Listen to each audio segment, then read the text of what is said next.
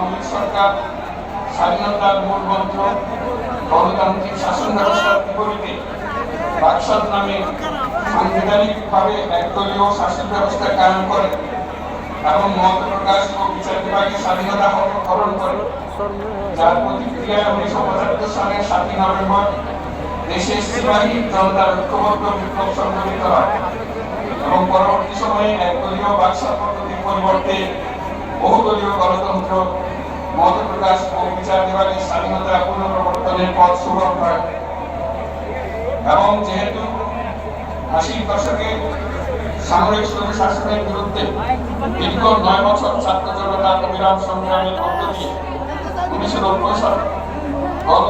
গণ-অভ্যুত্থান সংগঠিত হয় এবং 91 সালে পুনরায় সংসদীয় গণতান্ত্রিক শাসন ব্যবস্থার প্রবর্তন করা হয়। এবং যেহেতু দেশি বিদেশি চক্রান্তে সরকার পরিবর্তনের গণতান্ত্রিক প্রক্রিয়া ব্যাহত হওয়ায় 11 মতো ষড়যন্ত্রমূলক ব্যবস্থার মাধ্যমে বাংলাদেশে শেখ হাসিনার একচ্ছত্র ক্ষমতা, আধিপত্য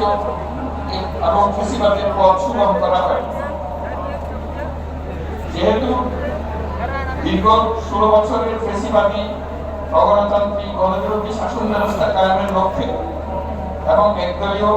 রাষ্ট্র ব্যবস্থা প্রতিষ্ঠার অতি উগ্র বাসনা চরিতার্থ করার অভিপ্রায়ে সংবিধানের অবৈধ অগণতান্ত্রিক পরিবর্তন করা হয়, যার ফলে একদলীয় একচ্ছত্র ক্ষমতা ও আধিপত্য প্রতিষ্ঠার পথ সুগম হয়। এবং যেহেতু শেখ হাসিনার আওয়ামী লীগ সরকারের দুঃশাসন, গুম খুন,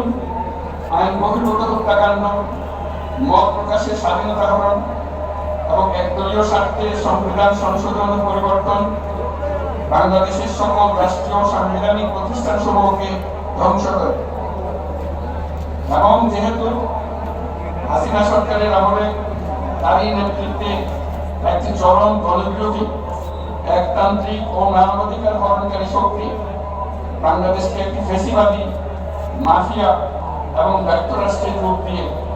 আন্তর্জাতিকভাবে বাংলাদেশের ভাবমূর্তি ক্ষুণ্ণ করে। এবং যেহেতু তথাকথিত উন্নয়নের নামে শেখ হাসিনার ফ্যাসিবাদী নেতৃত্বে সীমাহীন দুর্নীতি,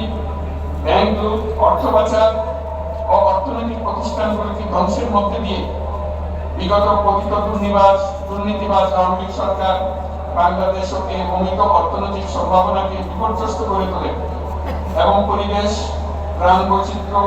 ও জলবায়ুকে বিপন্ন করে। এবং যেহেতু শেখ হাসিনার ফ্যাসিস্ট সরকারের বিরুদ্ধে রাজনৈতিক দল, ছাত্র শ্রমিক সংগঠন সহ সমাজের সর্বস্তরের জনগণ